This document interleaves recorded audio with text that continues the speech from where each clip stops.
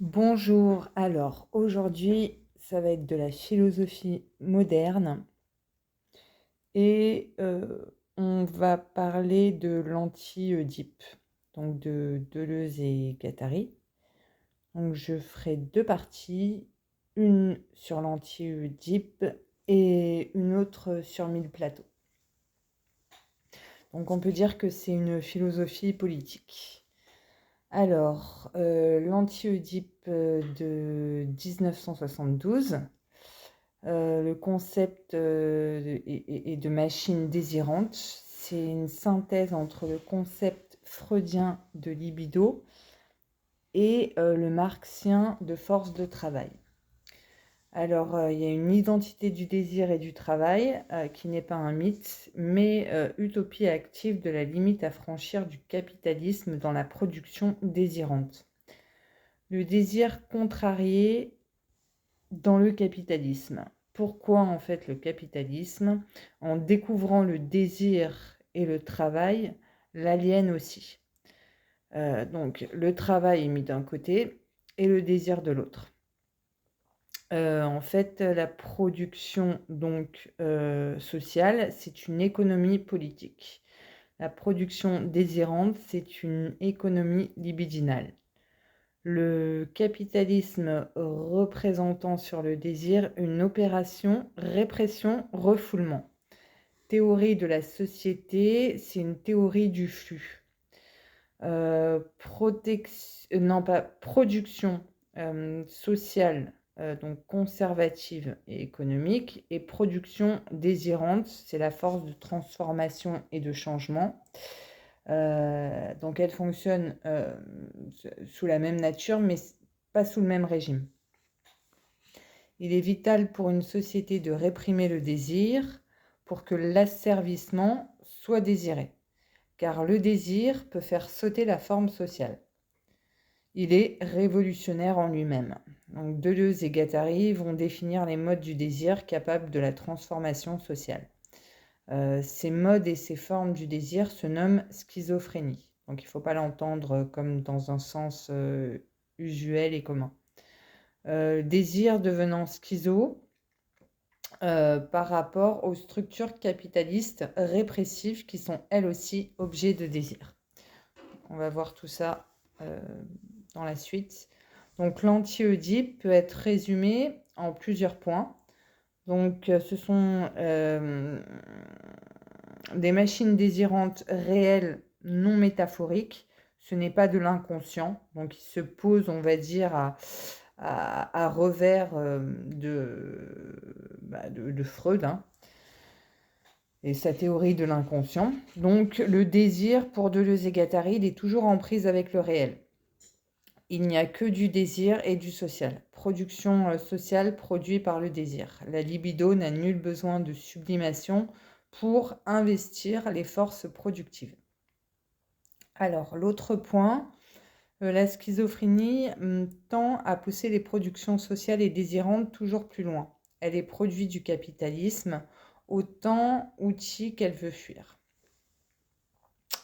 Pour Deleuze et Guattari, les institutions, donc un autre point, toujours un produit historique. Famille, elles sont soumises au changement suivant le désir. Pour eux, les institutions ne produisent pas forcément une répression du désir ou un instinct de mort. Le complexe d'Oedipe doit être étudié dans le cadre du capitalisme. Pour Deleuze, la répétition n'implique pas forcément une compulsion, mais aussi un écart productif. Donc ça, c'est surtout la théorie de la répétition chez Freud.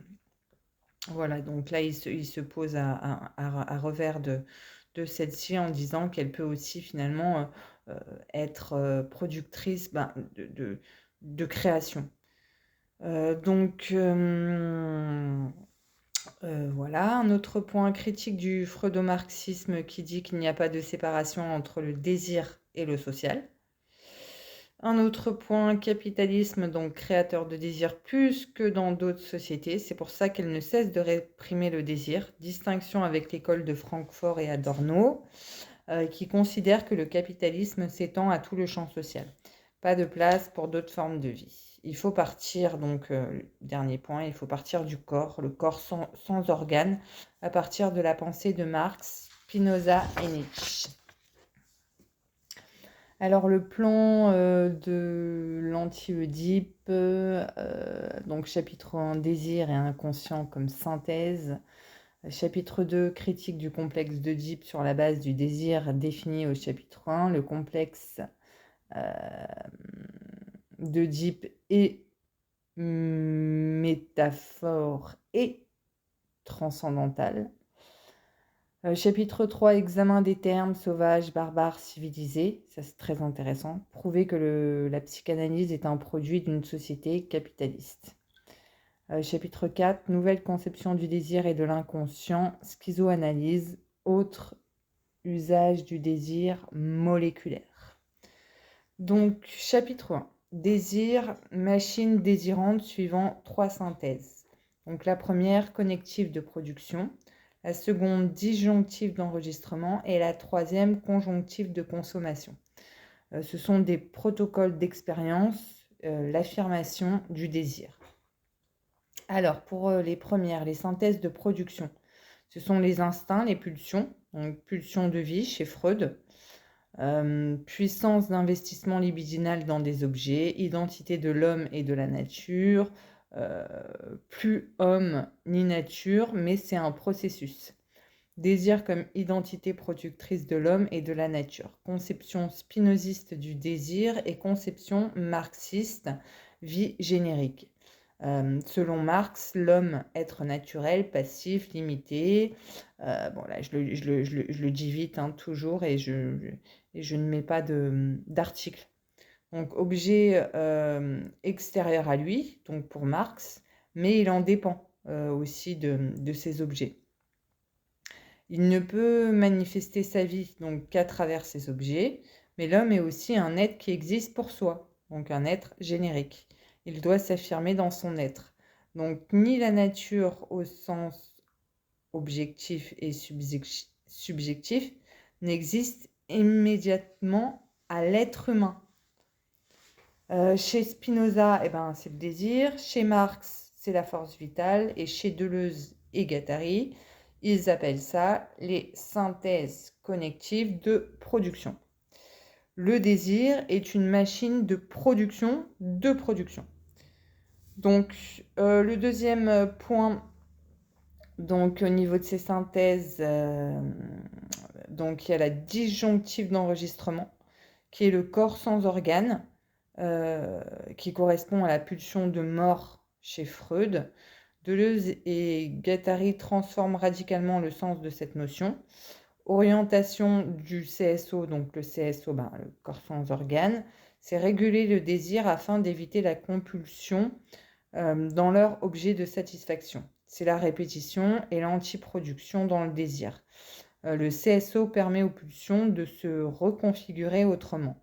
Le CSO enregistre la satisfaction, par exemple un bébé qui tète quand il arrive à satiété et se détourne de l'objet. Pour Deleuze et Guattari, les désirs ne sont productifs que quand ils arrivent à se libérer d'un fonctionnement prédéterminé, objet de satisfaction immédiate. Le CSO donc différencie les pulsions et les désirs, synthèse démontrant un certain danger. Si le désir donc pouvant mener aux fixations, le CSO peut entraîner une rupture, donc le refoulement originaire. Quand il refuse donc toute forme de satisfaction à la pulsion, cela crée une névrose. Donc la troisième synthèse est la conjonctive de consommation, sujet de désir. Au centre machine de désir, au pourtour, il y a le sujet. Sujet donc dérivé du rapport entre les machines désirantes et le CSO. C'est un sujet nomade, sans identité fixe et stable, qu'une seule production du désir, c'est le réel. Donc production d'enregistrement, production de consommation. Alors, la première mobilise la libido, la seconde le numen, et la troisième l'énergie résiduelle qu'il nomme voluptas. Donc la première, elle prélève, la seconde, elle détache, et la troisième, elle fixe, quoi. Elle fait rester. Ensuite, donc le chapitre 2, c'est très intéressant. C'est la critique de la psychanalyse donc freudienne et du freudo-marxisme. Donc Reich et Marcuse. Donc dans le chapitre 1, aucune donc, différence de nature entre affirmation du désir et constitution du social. Le désir n'est pas refoulé par le social, il est production du réel. Ça, c'est la thèse de Deleuze et Guattari. Alors, donc, conséquences politiques de cette thèse définie par Spinoza et ensuite donc Reich, donc celle que je vais dire là maintenant. Pourquoi les hommes désirent leur servitude? Pour Reich, les hommes ont désiré le fascisme à un moment donné. Limite dans les thèses freudo-marxistes du social, aussi chez Marcuse. Rappelons que Reich, dans la psychologie de masse du fascisme, s'interroge sur pourquoi la classe ouvrière ne s'est pas opposée au nazisme, alors que cela aurait pu l'être. Donc toutes les conditions étaient apparemment réunies. Donc la servitude politique due à la fonction sociale de la répression sexuelle. Donc sociologie de Marx associée à la psychanalyse de Freud. Répression sexuelle engendrée par les institutions, la famille, l'école, l'église, le politique. Donc la répression autoritaire dans l'inconscient. Reich dit qu'ainsi l'homme pense à l'encontre de ses intérêts matériels. Reich, lui, veut construire des institutions moins répressives en faveur de la vie. Amour, travail et connaissance. Ce qu'il nomme la démocratie sociale du travail. Mais il est impossible d'en construire un parti. Par contre, on peut développer la conscience de la responsabilité des travailleurs dans le social. C'est la base de la vraie liberté pour Reich. Il faut élucider le pourquoi l'homme est inapte à la liberté et mettre au point des outils le rendant libre. Les masses n'ont pas d'emprise directe sur les institutions et le social. C'est pourquoi elles ne sont pas libres et inaptes à l'être. Donc, il faut leur donner du pouvoir social pour être aptes à la liberté et l'instaurer. Elles s'émanciperont des dominants. C'est libérer le désir qui avant était désir d'oppression. Ensuite, ça devient désir de liberté. Pour Deleuze et Guattari, l'analyse de Reich n'est pas suffisante car il scinde le rationnel du social et l'irrationnel du désir. Il n'a pas vu en fait la coexistence des deux, c'est-à-dire la coextension du champ social et du désir. En fait, Reich présuppose une approche rationnelle du désir, asservi, devenant ensuite éros conscient. C'est donc contradictoire dans son analyse puisque la rationalité ne rentre pas dans son analyse du départ. Le désir pour Deleuze et Guattari, c'est ce qui produit le réel. Donc on ne peut pas le retransformer puisque c'est lui qui produit le social. Il n'y a pas de distinction entre désir et social. En fait, l'investissement libidinal est perverti inconsciemment et ça ne coïncide pas avec les intérêts préconscients. En fait, la limite des thèses freudo-marxistes est d'avoir mis le rationnel d'un côté, donc le social, et l'irrationnel de l'autre, le désir.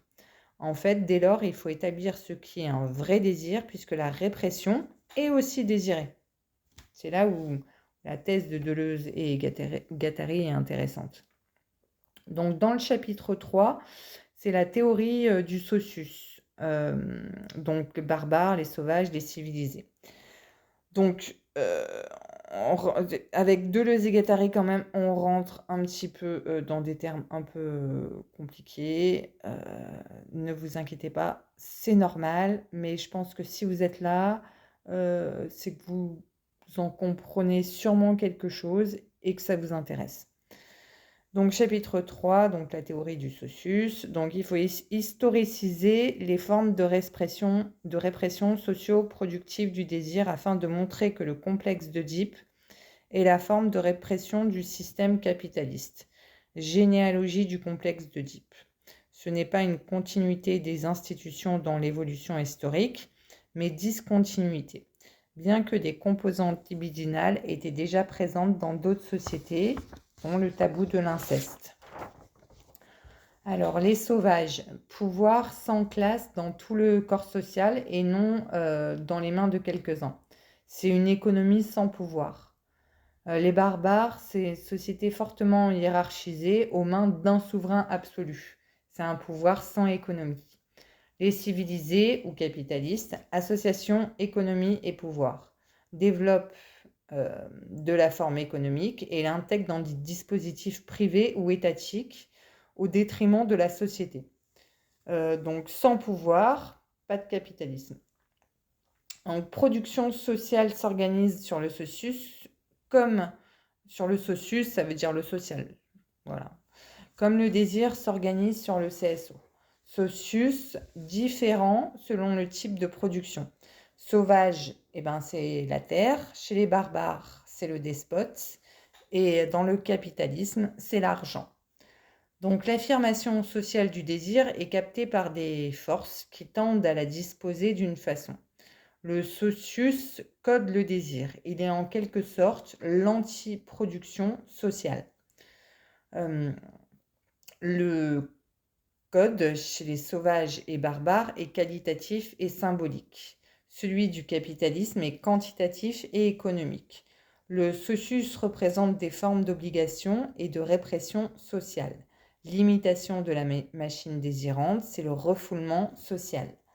Le désir sauvage appartient plus au groupe qu'à l'individu, avec la terre comme unité primitive. C'est la territorialisation du désir. Relations sociales et croyances inscrites dans le corps et l'espace, totems, rituels. Par exemple, mariage n'est pas l'affaire que de deux individus, mais implique toute la communauté. Chez les sauvages, pour éviter la variation des désirs entraînés dans leur société, ils créent de la cruauté. Donc chez les sauvages, ils excisent, ils tatouent, ils scarifient, ils initient. Son corps est marqué par la communauté. Le corps devient une terre d'après les exigences du socius. Aucun désir n'échappe ainsi à la cruauté du socius sauvage. Relation fondée sur les groupements familiaux. Chez les barbares, le corps n'est pas celui de la terre, mais du despote, unité d'État, tel un appareil bureaucratique, avec les villageois comme pièces travailleuses. Les rouages de la machine territoriale subsistent, mais ne sont que des pièces travailleuses de la machine étatique. Objets, organes, toujours codés, mais il y a un surcodage avec l'unité qui s'approprie la plus-value. Codage vertical. Production désirante soumise au despote et à l'État. Production du désir engendre une dette permanente vis-à-vis de l'État. Le désir n'ose plus désirer. Devenu désir du despote. Passivité, vertu du sujet soumis au despote. C'est le système de la terreur qui remplace celui de la cruauté. Les civilisations sauvages sont orales. Les barbares sont de l'écriture et de la loi pour rappeler au sujet que leur désir doit correspondre à celui du despote. Les désirs du sujet sont endettés, ils ne peuvent pas se détacher de l'unité de l'État. Dans cet état, le désir est privé de pulsion de vie et devient pulsion de mort. Dans l'écriture de la loi, on marque l'âge despotique de l'inconscient. Chez les civilisés, le despote devient le capital. La dette demeure en infini. L'État devient régulateur. L'argent devient alliance et filiation. Ce ne sont plus les hommes. L'antiproduction devient l'imitateur de la surproduction. Les fusions capitalistes introduisent le manque là où il y en a toujours trop. C'est parce que les gens sont convaincus qu'il leur manque toujours quelque chose qu'ils consomment et produisent toujours plus, tel que l'économie capitaliste l'exige. La dette, comme avec le despotisme, est infinie. La forme motrice est la production de plus-value pour elle-même. Ce n'est plus l'âge de la cruauté ou de la terreur, mais du cynisme et de l'amour de l'argent qui constitue le codage. Ça déterritorialise et reterritorialise d'un côté et d'un autre. Production, fin en soi, donc déterritorialisation. Du coup, comme les investissements sont privés, travail et vie sociale limitée à produire et consommer, donc valorisation du stock existant, reterritorialisation. Donc déterritorialisation au moment de l'expansion et reterritorialisation, arrêt, blocage. Appropriation des surplus privés. Décodage du désir, moment positif, déterritorialisation, valorisation du capital, mouvement créatif. Codage, désir capturé pour valoriser et accumuler le capital. Prédominance toutefois pour la déterritorialisation. Il faut aller plus loin, la schizoanalyse doit accélérer le procès, comme disait Nietzsche. Les flux pour Deleuze et Guattari ne sont pas encore assez déterritorialisés. D'abord, il faut voir comment le recodage se fait par deux éléments, l'État et la famille. Dernière produit le complexe d'Oedipe. L'État assure la domination des désirs dans le processus marchand. Le deuxième permet le contrôle dans la production libidinale privée. L'État n'est plus comme dans le despotisme, la forme dominante, puisqu'il est formé à partir des classes dominantes dans leur puissance et contradiction. Il est devenu un produit dans le flux du décodage. Ce n'est plus lui qui détermine, mais il est déterminé par ce social. Ces flux décodés sont argent, marchandise. L'État n'est pas une unité transcendantale.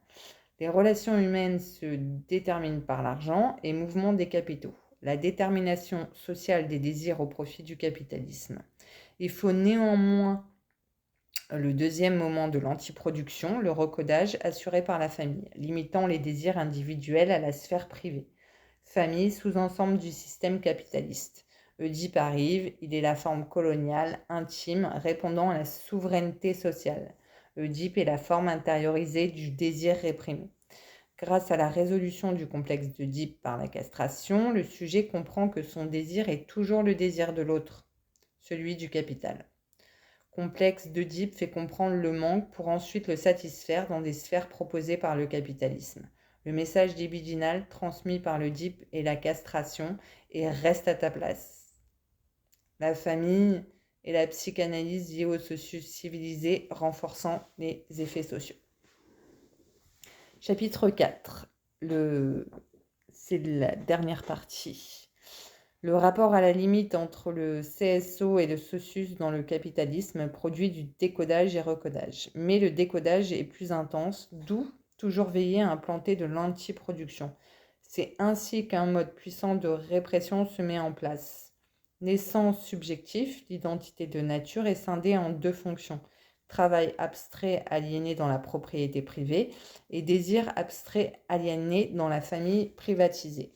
La tâche de la schizoanalyse consistera à s'opposer à cette double aliénation en trouvant quelles sont les machines désirantes de quelqu'un, mais aussi détruire les ensembles molaires qui l'empêchent de fonctionner. Ce ne sont pas les lignes de pression de l'inconscient qui comptent, mais ces lignes de fuite. Deleuze et Guattari introduisent le molaire et moléculaire, les séparant ainsi des freudo-marxistes. La vraie distinction ne concerne pas le désir et le travail, le monde du pulsionnel avec celui de la force du travail, rationnel le travail et le pulsionnel le désir. Se joue une dialectique pour Reich et Marcuse devant mener à leur conciliation. En revanche, pour Deleuze et Guattari, il y a partout du molaire et du moléculaire. C'est un rapport de disjonction. C'est la macrophysique avec la microphysique. Des grands nombres d'un côté, des lignes de fuite infinitésimales de l'autre. Le molaire est foule, le moléculaire singulier. Mais c'est une erreur de les opposer car tout fantasme est de groupe. Le moléculaire n'est pas que la machine désirante et le molaire n'est pas que la structure rigide du social. En fait, ce sont deux modalités libidinales, l'une du groupe assujetti et l'autre du groupe sujet. Le premier se structure autour des ensembles sociaux, le second s'affirme par les oppositions avec les ensembles et les personnes. Ce sont les mêmes machines désirantes dans des conditions déterminées. Ce n'est pas le même régime, par contre. Ce n'est pas la même puissance. En fait, pour Deleuze et Guattari, il faut transformer l'investissement collectif de groupe en ligne de fuite. Il ne faut pas désexualiser le désir ou le sublimer comme Reich ou Marcuse. C'est une sorte de vieille histoire cosmique capable de toutes les métamorphoses. Car il y a des investissements libidinaux à caractère réactionnaire et fasciste, et ce, par des groupes censés lutter pour leur émancipation. Les réactionnaires peuvent être révolutionnaires au niveau de leur préconscient, mais en même temps, ils peuvent être aussi conservateurs. Un groupe révolutionnaire reste un groupe assujetti. Au contraire, le groupe sujet est capable de transformation. Un même groupe peut avoir les deux caractères. Les freudo-marxistes ne comprennent pas cela, car pour eux, la libido doit se socialiser, désexualiser. Le véritable inconscient, au contraire, est dans le désir de groupe. Il ne s'agit pas de transformer la libido en pouvoir molaire, puisqu'elle y est déjà assujettie. Mais il faut décoder les flux désirants pour en faire des transversalités produisant selon un autre régime. Le désir est toujours exil, mais jamais individuel. La sexualité parcourt déjà tout le champ social. L'économie politique est inconsciemment libidinale. L'économie, c'est la subjectivité. L'économique, c'est la subjectivité. C'est la complémentarité du sujet désirant de l'institution et de l'objet institutionnel. Les groupes assujettis garantissent l'organisation verticale de l'institution. Les groupes sujets sont agents d'énonciation, support de désir. La notion de multiplicité se dessine. Est-il possible de créer des discours singuliers dans cette institution libidinale de masse du social? Il faut opérer transversalement à travers une multiplicité. La machine de guerre apparaît, institution du social au-delà de la loi et du contrat. Deleuze et Guattari disent qu'il faut oublier cette mémoire des textes sacrés tels Freud ou Marx. Il faut s'adresser à la situation telle qu'elle est. Chez les freudo-marxistes, ils scindent d'économie politique et libidinale pour les réconcilier. Pour Deleuze et Guattari, il n'y a qu'une seule économie du désir inconscient et il investit toutes les sphères économiques. Pour conclure, Deleuze et Guattari proposent un nouveau fonctionnalisme du désir afin de déplacer le tissu social. Ça n'est pas comment ça est, mais comment ça marche. C'est s'interroger entre le lien de l'irrationnel et du rationnel dans nos sociétés. La raison est toujours taillée dans l'irrationnel pour Deleuze et Guattari. Au fond de toute raison, le délire. Ces flux libidinaux inconscients sont le délire à la schizophrénie. Tout est rationnel dans le capitalisme, sauf le capitalisme, ils nous disent. Donc, Deleuze et Guattari. Je trouve cette phrase magnifique. Tout est rationnel dans le capitalisme, sauf le capitalisme. Toute société est produite par des machines désirantes, inclusion, disjonction. L'État code le désir, les machines désirantes tracent des lignes de fuite. Je vous remercie.